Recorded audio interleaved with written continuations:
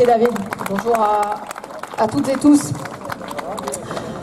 Aujourd'hui, 5 juin, à l'Assemblée nationale, les députés vont devoir s'exprimer sur une résolution parlementaire et pour la première fois, voter pour ou contre la réforme des retraites 2023.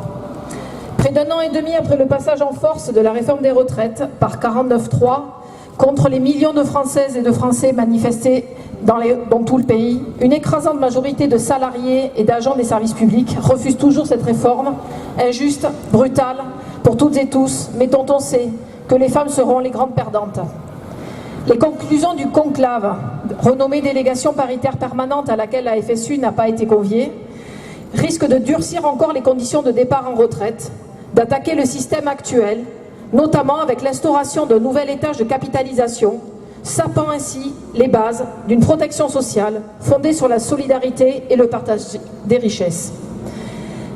Les choix politiques des dernières années, concrétisés notamment dans des orientations fiscales calamiteuses, conduisent à une situation aujourd'hui dégradée. Faillites d'entreprises en augmentation, vagues de licenciements, services publics en difficulté, santé en crise, paupérisation croissante. Et face à cela, la seule perspective du Premier ministre est celle de la réduction du déficit public par une politique austéritaire, un nouveau « quoi qu'il en coûte », mais qui est à comprendre comme un « quoi qu'il en coûte » aux citoyens et citoyennes et aux salariés à qui l'on veut faire directement et indirectement payer les pots cassés. Pour réduire le déficit, la trajectoire budgétaire envisagée prévoit plus de 40 milliards d'euros d'économies pour 2026, après 50 milliards en 2025. Mais ce déficit, qui l'a creusé? Il est le fruit de décennies de politiques fiscales en faveur des plus riches et des grandes entreprises. Suppression de l'impôt sur la fortune, CICE, baisse des impôts de production, exonération multiple, niche fiscale sans contrôle. Ce sont les cadeaux faits au capital qui minent les finances publiques. Le manque à gagner a été calculé et ne fait pas grand débat. Il atteint une somme cumulée nette de plus de 3 000 milliards sur la période de 2018 à 2023. Rien que cela, la dette existe, mais pour reprendre le titre de la note d'attaque, c'est la dette de l'injustice fiscale. Quant à la TVA dite sociale, remise en avant par Macron il y a peu, elle n'a de social que le nom, puisqu'il s'agit encore d'alléger les cotisations patronales pour les reporter à la charge sur les consommateurs et les consommatrices, pénalisant évidemment encore une fois celles et ceux au niveau de vie le plus limité. Alors que le gouvernement crie à l'urgence de faire des économies, il est aussi question de budget astronomique pour mettre en place une économie de guerre.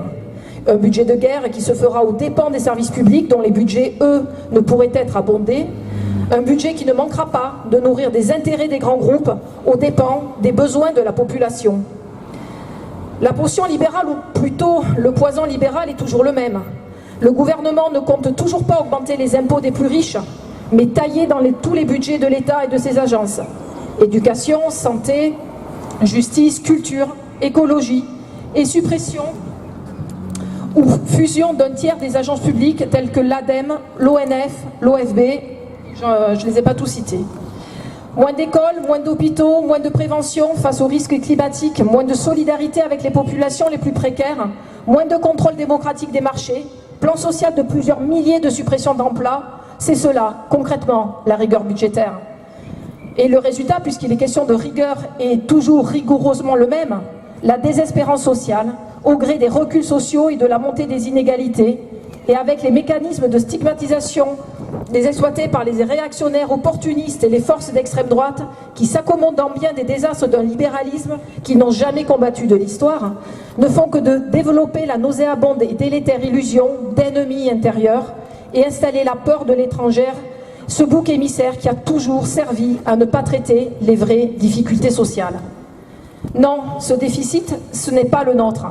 Ce n'est pas aux enseignantes, aux soignantes, aux pompiers, aux agents territoriaux de la fonction publique en général, aux chômeurs et aux chômeuses et aux retraités de faire les frais d'une politique qui favorise systématiquement les plus fortunés.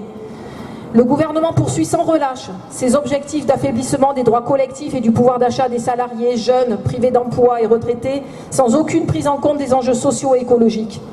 Il est ainsi irresponsable de faire de l'écologie, de l'environnement, du climat et de la biodiversité des variables d'ajustement en renonçant à la réorientation écologique, pourtant urgente. La proposition de loi dite Duplon attaque ainsi les normes environnementales, faisant le choix du productivisme aux dépens du vivant. Car tout est question de choix, vous l'aurez compris. Augmenter les salaires, sécuriser l'emploi, remettre à plat les exonérations de cotisations, imposer la justice fiscale, ce sont autant de moyens pour établir la retraite à 60 ans définie dans l'ordonnance du 26 mars 1982 comme, je cite, « véritable droit au repos que les travailleurs sont fondés à revendiquer en contrepartie des services rendus à la collectivité à l'issue d'une durée de carrière normale ». Nous sommes réunis aujourd'hui pour exiger l'abrogation de la réforme sur les retraites, une augmentation générale des salaires et leur indexation sur les prix, l'indexation des pensions sur les salaires, rétablir la prise en charge maladie à 100% et gagner la hausse du point d'indice, la JPA et la titularisation des emplois précaires, une protection sociale solidaire, mais aussi la répartition du temps de travail pour en finir avec le chômage. L'égalité salariale femmes-hommes doit être mise en place réellement.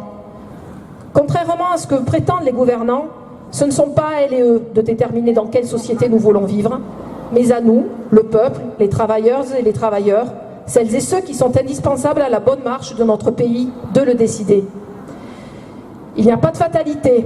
Ce qui se joue aujourd'hui, c'est notre capacité à nous organiser, à relier nos luttes, à faire entendre une autre voix, celle de la justice sociale, de la solidarité, de l'internationalisme et de la démocratie réelle.